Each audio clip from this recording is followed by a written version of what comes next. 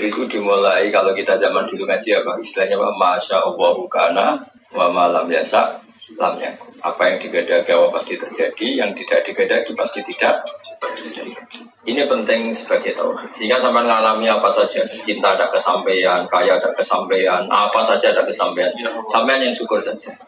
Karena andekan kesampaian punya istri itu ya tidak mesti maslahat. Kesampaian jadi orang kaya tidak mesti maslahat. Yang mesti maslahat adalah kesampaian ditakdir sujud sama Allah Subhanahu wa taala.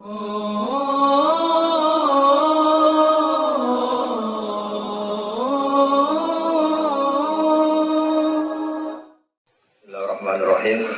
Nanti tanyanya problem nanti ya. Saya yakin problem Anda nggak bisa diselesaikan, sudah biasa. Karena seninya hidup itu ngadepi apa? Belum masalah. Jadi kalau ingin diselesaikan berarti Anda pecundang, saja. Dinikmati apa? Karena sebetulnya kalau dinikmati ya baik-baik saja. Karena dunia ini diciptakan Allah liyabluwahum ayyukum ahsanu amala. Jadi kalau kamu sedang rukun sama istri itu biayanya mahal. Karena kalau rukun itu minta belanja macam-macam. Kalau sedang dicuekin gineng juga repot. Masa suami kok neng dibiarin dicuekin. Enak mana yuk? Rukun berbiaya sama dineng kecewa. Gak ada pilihannya hidup ya, hanya dua itu. Enak miskin dilihat tetangga, apa merantau gak jelas gak konangan tetangga. Gak ada pilihan hidup. Saya katanya Kiai besar aja tidak punya pilihan, diatur-atur sama MC macam-macam. Tapi ya ridho saja, karena hidup itu gak banyak apa. Gak banyak apa? Ini saya ngaji Yasin saja yang sering saya baca. Jadi saya minta dari ngaji malam ini sampai berpikir secara cerdas, berkelanjutan.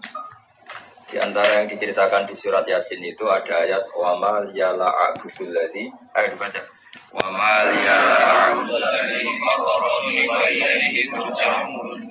Jadi bagaimana mungkin saya tidak menyembah zat yang menciptakan kami, yang mengatur segala kebutuhan kami, yang mengatur semua sistem yang terkait kepada kami. Wa ilaihi turja'un, toh pada akhirnya kita hanya dikembalikan ke Dia, ke Allah Subhanahu wa taala. Misalnya gini, Anda hidup itu butuh apa coba? Yang jomblo butuh nikah. Ya?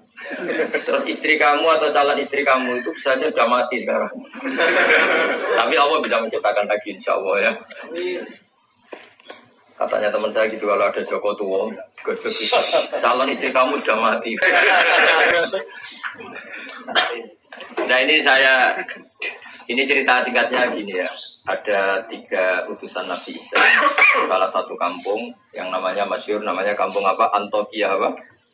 Antioquia. Intinya kaum ini semuanya nggak iman sama Allah, ateisme. Mirip orang Korea gitu, kira-kira itu ateis. Kemudian ada satu petani yang iman, yang cara berpikir kita ini bagaimana mungkin kita ini tidak menyembah zat yang menciptakan kami. Kira-kira sang raja yang minta disembah itu pencipta apa enggak? Enggak kan? Fir'aun juga enggak, Yesus juga enggak. Semua selain Allah tidak berstatus pencipta. Kalau sama-sama nyembah ya nyembah yang menciptakan. Makanya kata beliau, kata Habib An-Najjar, wa maliyah la a'budul ladzi fatar. Bagaimana mungkin saya tidak menyembah zat yang mengatur kami, yang menciptakan kami. Artinya satu kelaziman. Kita terima kasih sama orang tua saja kelaziman. Terima kasih sama bos yang menggaji saja kelaziman. Sama teman yang menolong saja kelaziman. Apalagi sama Allah yang menciptakan kita. Tentu kita menyembah Allah adalah satu kelaziman, satu keniscayaan. Maka kata beliau wa maliyah la a'budul ladzi fatar. Bagaimana mungkin saya tidak menyembah zat yang menciptakan saya? Oh wa ilaihi turja'un. Pada akhirnya kita kembali kemana coba? Sama nyari uang kayak gini ke Korea, ada yang jadi presiden, ada yang jadi macam-macam. Pada akhirnya hanya kembali kepada Allah Subhanahu wa taala. Dan ketika kita kembali, gampang saja bagi Allah. Zaman sekarang siapa yang hidup? Bisa ngatur nyawa Anda enggak? Enggak kan? Kamu ingin hidup apa enggak? Enggak kan? Tahu-tahu hidup. Ingin punya hidung pesek apa bagi? Bagi tahu-tahu. Ingin punya istri soleh yang enggak cerewet enggak? Ingin tahu-tahu? Ingin dicintai apa mencintai tapi tidak kesampaian? Ya Allah. Tidak, inginnya. Ingin dicintai apa mencintai tidak kesampaian? Dicintai. Tapi tahu-tahu mencintai dan tidak kesampaian.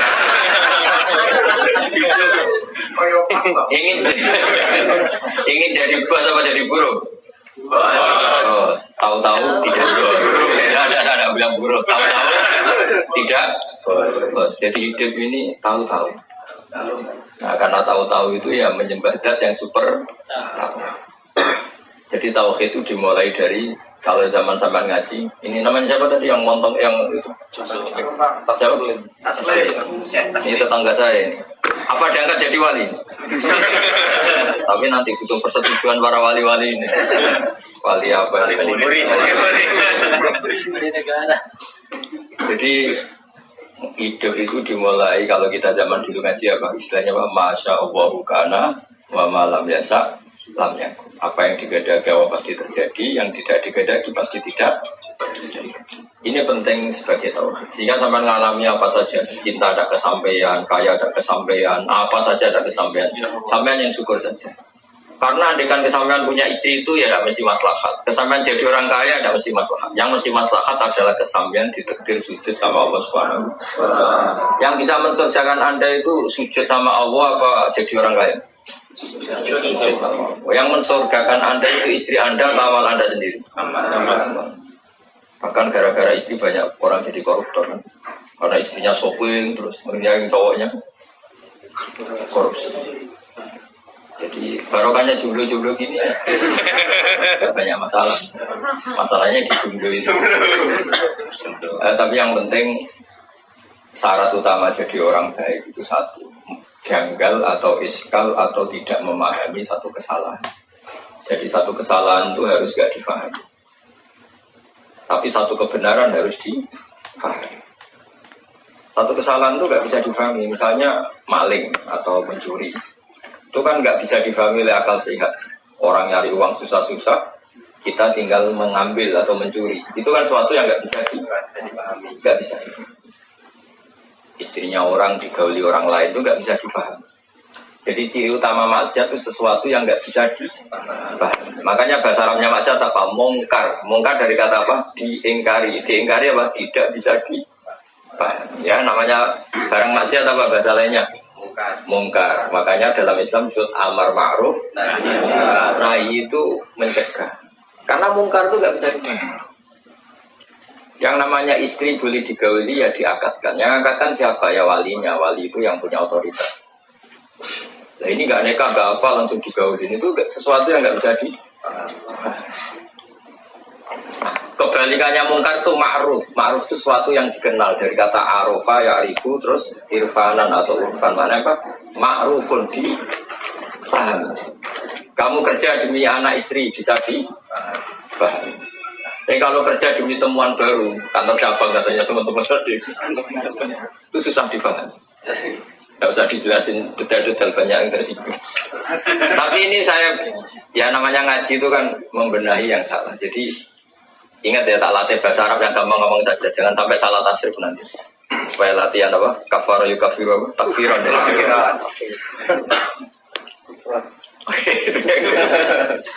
Jadi yang dikatakan ma'rufun sesuatu yang dipahami atau dikenal, mudah dikenal oleh akal.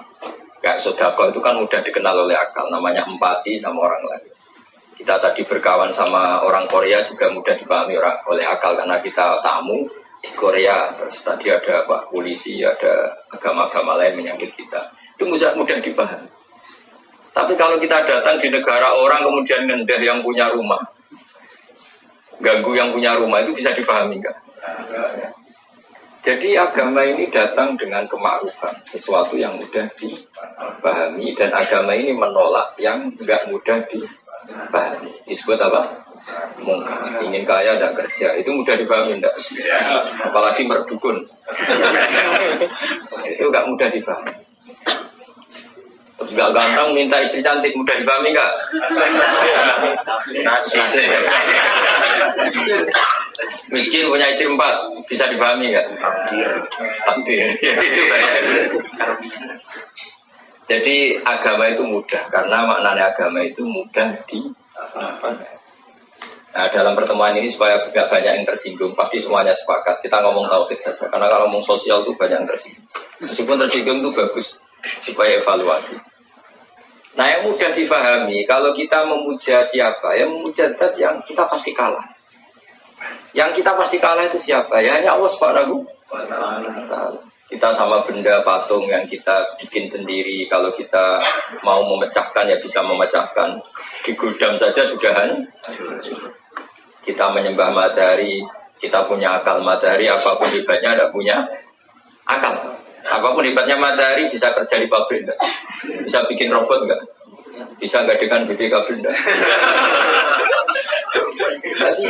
Apapun hebatnya matahari bumi itu tidak punya akal. Kita punya. Logis gak orang yang punya akal, makhluk yang punya akal, kemudian tunduk menyembah yang tidak punya akal? Bisa dipahami tidak? Tidak bisa. Menyembah Yesus. Yesus itu manusia yang lahir di bumi. Menyembah Tuhan yang hakikatnya ada Tuhan bisa dipahami tidak? Yang mudah dipahami dan pasti terpahami adalah menyembah Zat yang menciptakan kami. Yang menciptakan langit bumi, yang membuat air, membuat oksigen, membuat apa saja sebagai keperluan kita. Kemudian setelah kita mati juga kembali ke dia. Zaman kita hidup, coba ketika Anda hidup, tahu nggak sistem saraf Anda, sistem jantung Anda, sistem paru-paru Anda, sistem kebutuhan oksigen Anda, kan nggak tahu. Kalaupun tahu, Anda tidak penciptanya. Kayak ilmuwan-ilmuwan Barat mengklaim tahu, tapi apa mereka pencipta Anda kan? Tahu-tahu ada oksigen, terus oksigen dianalisis. Ini mengandung ini, jantung butuh ini, paru-paru butuh ini. Tapi itu semua ciptaan Allah apa ciptaan mereka? Ketika menyembah zat yang mengatur itu semua namanya ma'ruf, mudah dipahami. Paham ya? Maka kalau disuruh menyembah selain Allah itu sesuatu yang nggak bisa dipahami. Maka kata Habib An-Najjar, wa maliyah la a'udzubilladzi fatarani. Bagaimana mungkin saya tidak menyembah zat yang menciptakan? Hanya tidak mungkin dalam kehidupan kecuali apa? Menyembah zat yang menciptakan itu yang baru benar, baru ma'ruf, bisa dipahami. Kemudian kita menyembah atau membela sesuatu yang tidak ada, itu yang nggak bisa dipahami. Seperti ateis. Pokoknya alam ini nggak ada penciptanya, tahu-tahu ada. Bagaimana mungkin bumi yang segede ini tahu-tahu ada? Yang mengadakan siapa? Ya tidak ada. Tahu-tahu ada. Itu ilmu apa? Ilmu kok tahu? Seperti sampean tahu-tahu di Korea. Ya mesti ada brokernya dulu. Ada punya utang banyak dulu. Kalau nggak punya utang ya, kalau nggak punya utang banyak ada khayalnya yang banyak. Jadi orang terkaya di kampung. Kalau merantau di kampung kan dibully tetangga-tangga. Gayanya gitu kok jualan sate. Tapi kalau sudah di perantauan kan nggak ada yang bully. Itu doanya pertama ya Allah jangan ada tetangga sekesini sudah kaya. Itu doa orang pecundang kan masih seperti itu. Tapi ya nggak apa-apa Allah yang terima doa itu. Tapi tidak harus mengabulkan ya. Didengar saja tapi tidak harus. Saya ulang lagi ya. Kemudian ada teori misalnya ateisme, orang yang nggak mengakui eksistensi Tuhan. Tuhan itu apa? Kalau nggak punya uang ya mati, nggak makan ya mati. Mereka nggak mikir, memangnya kalau punya uang nggak mati. Yang punya uang mati nggak? Mati. Lalu mati dan hidup itu karena uang apa karena Allah? Karena Allah. Yang menentukan hidup kita ya Allah, yang mematikan juga. Kalau begitu nyembahnya ke Allah apa ke siapa? Allah. Hanya wa ilaihi. Dan hanya kepada Allah kita semua dikembalikan. Jadi Anda mengalami tauhid, syaratnya tauhid itu harus ma'ruf. Ma'ruf itu dikenal. Sehingga kalau zaman sampai ngaji dulu di kiai-kiai, pertama kewajiban seorang manusia apa? Ma'rifatullah, mengenali. Mengenali Allah itu gampang sekali karena Allah itu al-dhahir, mudah dipahami.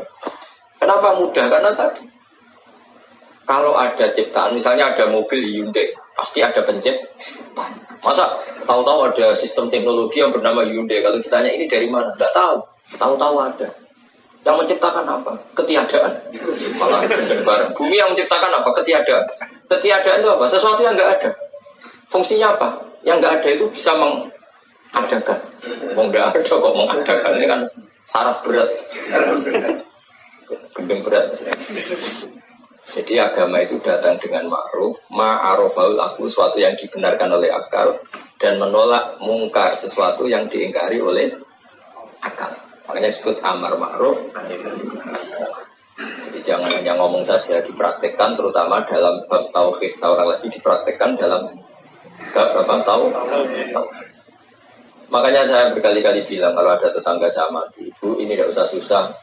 Suami Anda mati. Mati itu dalam bahasa ulama dulu sampai sekarang, juga bahasa masyarakat. Mati itu dicabut nyawanya. Nggak ada orang yang bilang mati itu dibunuh nyawanya. Ada nggak yang bilang gitu? Nggak ada. Mati itu ibarat apa? Jasad yang wadak, yang jismani, yang fisik, yang profan, rohnya diambil. Tapi roh sendiri nggak bisa mati. Sehingga kalau sampai nanti rohnya diambil, tapi insya Allah tidak sekarang, saya juga nggak ingin sekarang. Ya aja, setelah kaya apa setelah mapan? Apa setelah lunas utangnya, milih. Apa setelah punya kantor cabang 4 tadi jawab. Tunggu apa? Setelah menikah. Masa setelah nikah langsung mati ya? Kalau setelah mapan juga kasihan, baru mapan langsung mati. Apa setelah miskin sudah mati dulu miskinnya kan sudah dulu nyatanya tidak mati sampai.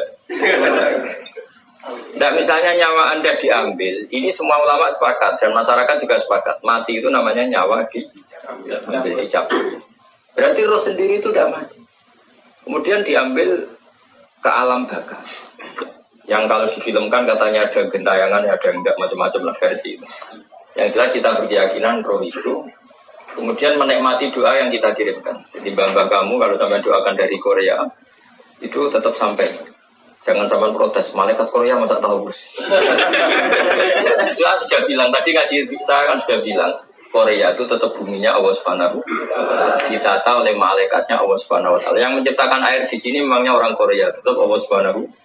Sistem malaikat di sini juga sama dengan sistem malaikat yang di Seragen di Solo Tigo sama. Enggak tahu saya pakai bahasa apa di sini, pakai bahasa Korea apa bahasa. Tapi sistem malaikatnya. Sehingga karena kita tidak tahu cara kita hidup, juga nggak tahu cara kita mempertahankan kehidupan. Setelah kita mati juga harus menyerahkan itu sama yang punya otoritas kematian, yaitu namun Allah Subhanahu. Kalau hidup kita tidak sebagai penyebab kehidupan. Kalau kita punya mata juga tidak penyebab kita punya mata. Kita punya jantung juga kita tidak penyebab punya jantung. Semua itu karena dikehendaki Allah Subhanahu.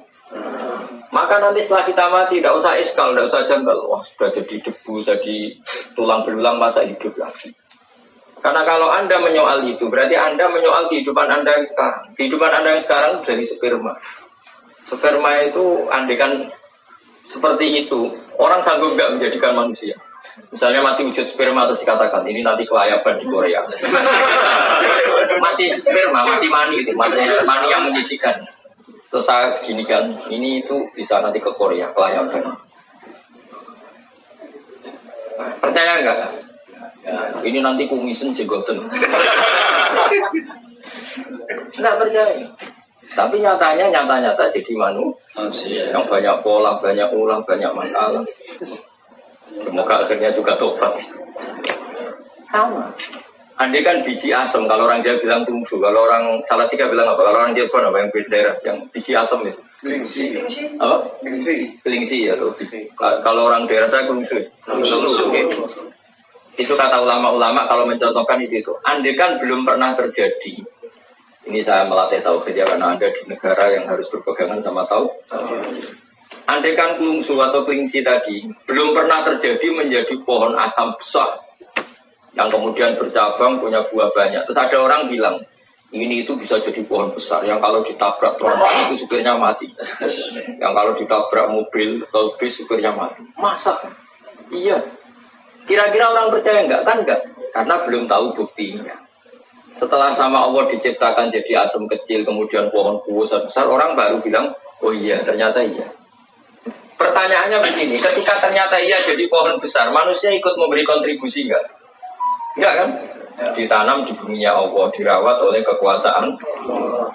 Tapi manusia bilang, wah, pohon kelungsu tadi, biji kelungsu jadi pohon asam besar itu mungkin. Mengatakan mungkin karena apa? menyaksikan ternyata itu terjadi. Sama, harusnya kita mengatakan manusia sekarang yang jadi kelayaban ke Korea itu diciptakan dari mani. Ketika manusia bilang mungkin itu karena melihat nyatanya terjadi, apa karena bisa menciptakan? Karena nyatanya terjadi. Manusia tidak ikut menciptakan. Jadi zaman kita jadi manusia yang banyak masalah seperti ini.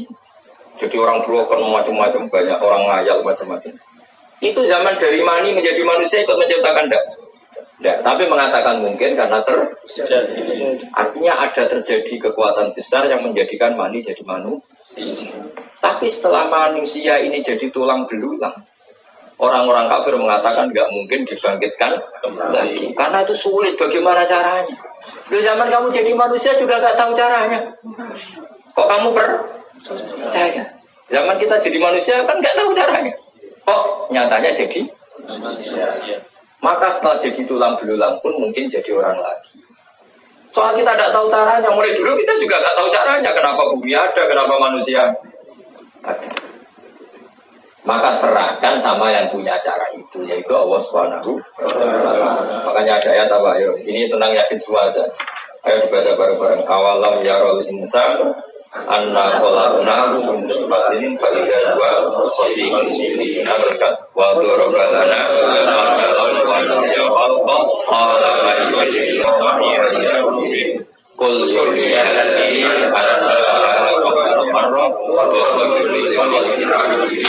Jadi singkat cerita gini, Wa'il bin As itu orang kafir ngambil tulang belulang yang sudah membiru. Apa? Sudah apa?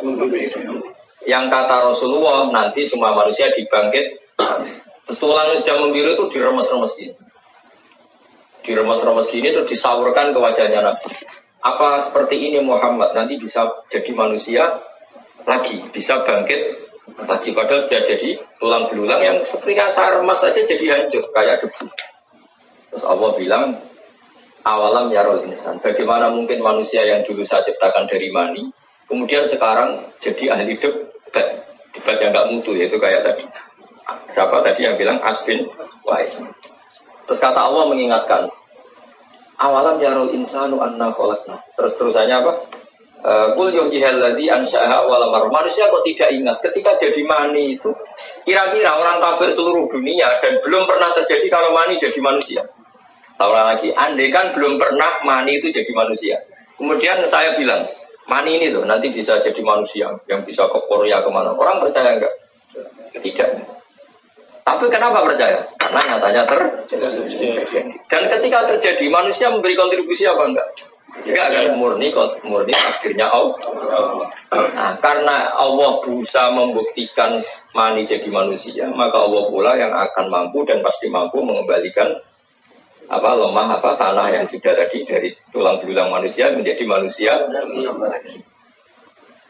Ketika misalnya kumis dicukur tumbuh lagi, jika dicukur manusia mengatakan mungkin karena apa? Karena terjadi. Tapi apa ikut menciptakan? Tidak. Misalnya orang yang ganteng-ganteng nggak mau jenggotan, tetap saja kalau cowok. Jadi ini menunjukkan bahwa manusia itu sebenarnya di dunia itu hanya disuruh ikrar, disuruh ngakui, disuruh bersaksi. Makanya ada kalimat asyhadu alla ilaha illallah. Bisanya kita hanya bersaksi, saya bersaksi. Karena kita tidak bisa menciptakan, bisanya hanya saya bersaksi. Paham ya? Makanya dilatih. Apa tadi? Kul yuhyihal ladzi ansha'aha awwala marrah. Jadi kalau sampai ingin iman secara benar gimana? Bayangkan pertama kali manusia diciptakan. Nah, dari bumi masa jadi manusia lagi, kan tulang belulang sudah jadi bumi. Memangnya Nabi Adam diciptakan dari apa coba? Dari bumi. Itu Allah mampu. Dan uniknya lagi, saya sering kalau ngaji di Jogja, Nabi Adam itu makhluk paling komplit. Coba, kalau ada orang nggak percaya hari kebangkitan, itu saking gobloknya orang. Menurut saya hari kebangkitan itu masih seru manusia yang sekarang, nggak sampai. Loh kok enggak gimana? Hari kebangkitan kan materinya sudah ada, saya ulang lagi materinya seperti gen sampai kan sudah ada DNA, sampai ada DNA Sragen, Tuban, Boyolali, Mataram, macam-macam. Materi kita meskipun ditanam di tanah kan materinya sudah ada, portofolio sudah ada, sistemnya sudah ada, DNA-nya sudah ada. Panitia malaikat yang bikin lebih gampang. Tapi zaman Allah menciptakan Nabi Adam, semua gen anak turun Nabi Adam itu ada di dia sampai hari kiamat. Allah harus bikin sistem di tubuh Nabi Adam. Sistem apa? Cadangan atau mani atau apalah istilahnya. Yang nanti itu cukup sampai kiamat. Coba susahnya kayak apa? Artinya di Nabi Adam kan diciptakan satu sistem di punggungnya. Kemudian sistem itu dipersiapkan untuk sampai kiamat. Lebih sulit ya. Nabi Adam satu orang. Dia kawin, kemudian jadi Qabil Habil, Iklim ala Buddha, kawin lagi itu sampai jadi orang kayak sampean. Itu dulu dari master yang bernama siapa? Ya. Coba nitipkan tubuh sampean tok ini harus dibikin keriting, pesek, punya jantung. Dititipkan di satu zigot atau di satu sel yang kecil sekali. Padahal sel yang kecil sekali ini nanti jadi manusia yang polanya seperti ini. Dan ketika sampean misalnya calon punya anak 5, berarti ada anak 5 yang di punggung sampean. Dan ini disiapkan sel yang jadi anak sampean 5. 5 ini per sel disiapkan ada matanya, ada kupingnya, semuanya lengkap. Ada organ dalamnya, ada organ luarnya, ada organ yang tumbuh terus kayak kuku, kayak apa, jenggot, macam-macam. Kenapa itu enggak kita akui sebagai reputasi Allah kalau Allah itu ala kulli syai'in Allah mampu melakukan apa saja. Terus kenapa kita menyoal hanya karena orang sudah mati, kemudian kita menyoal bagaimana mungkin ini bangkit kembali. Lah kamu lahir dari mani, dari tanah, kok tidak kamu ingkari? Harusnya pengingkar-pengingkar itu juga mengatakan wujud